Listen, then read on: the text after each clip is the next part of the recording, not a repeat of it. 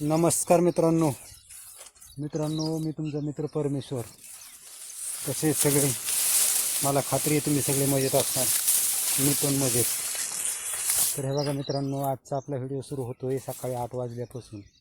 आणि काय झाले बघा, आई घातली.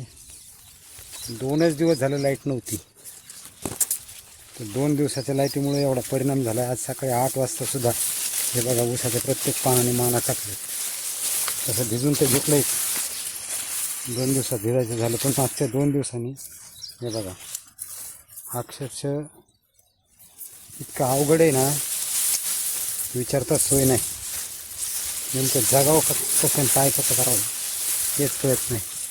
बघू शकता मित्रांनो, जागोजागी अशा ऊसाची पूर्ण पानं करपले. 2 दिवस फक्त पोल मोडलं त्या निमित्त झाला आणि लाईट आली नाही.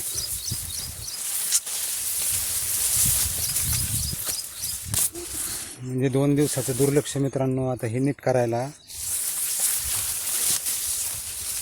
किती अवघड जाणार आहे बघा. हे बघा कसं पिवळं पडलंय. बाकी कसा दिसतोय ऊस मित्रांनो नक्कीच कमेंट करून सांगा. विहिरीत तर पाणी भरपूर आहे, पण काय आहे ना, पाय खाऊ देत नाही आणि बाप भीक मागू देत नाही, अशी आपल्या शेतकऱ्याची व्यथा आहे. अर्थात तुम्ही सगळे शेतकरीच आहे, मी पण शेतकरीच. आणि जे कोणी आपले नोकरदार असतील ती पण शेतकऱ्याचीच मुलं आहेत. तसं ते एका शेतकऱ्यालाच त्याच्या व्यथा माहीत असतात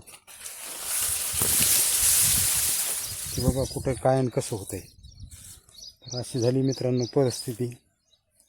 आणि गरमाट तर असलंय की दुसऱ्या दिवशी रान वाळते लगेच, पायसुद्धा भरत नाही. ते काय हे असं जण बनला बाबा, पैसा झटका झाला आहे. बघू शकता तुम्ही, अशी ऊसाची करपाकरपी होऊन बसली 2 दिवसात. 1 दिवस लागला भिजायला, पण 2 दिवसाच्या कुटाण्यासाठी विहिरीत पाणी असून सुद्धा परिस्थितीचा सामना कसा झाला आहे बघा. इथं तर काय नांगरटच आहे, याचा काही विषयच नाही. आणि खालचा ऊस आहे हिरवागार, पण ह्याच्यावरच बघा ना थोडं कवळं ऊस होता. आणि 2च दिवस लाईटनं थोडं ताणलं तर परिस्थितीने किती जड करून टाकले. तर चला मित्रांनो, आजचा आपला छोटासा ब्लॉग मला वाटतं इथंच थांबवावं. काय असतं असंच आहे ना, शेतकऱ्याच होते बघा. आणि बाकी बघा पाणी बी मस्त आहे विहिरीमध्ये, भरपूर पाणी आहे. आज सुद्धा मोटर चालू करायची म्हणून चालतो. लाईट येते 9 वाजता आणि आता वाजले तर 8, म्हणजे साधारण आणखीन 1 तास बाकी. आणि ही वाळू आणून ठेवली होती विहिरीच्या कड्याच्यासाठी, चालली आता पूर्ण मिक्स होऊन मातीतच. आणि हे बघा मित्रांनो, खाण्यासाठी लावलेली मिरची तिचं कसं झालं बघा, लाल लाल सगळे लाले लाल होऊन बसले. हे बघा कसं वाटतंय मिरचीचं लाल झाड, कमेंट करून सांगा.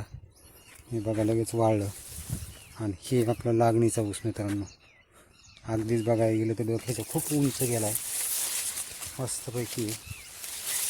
तर असो, तर काय म्हणतो तो, चला आता आपला ब्लॉग आता आपण इथंच थांबवू आणि नक्कीच पुढच्या ब्लॉगमध्ये भेटण्याचा प्रयत्न करू. तोपर्यंत सगळ्याला मनापासून पुन्हा एकदा धन्यवाद.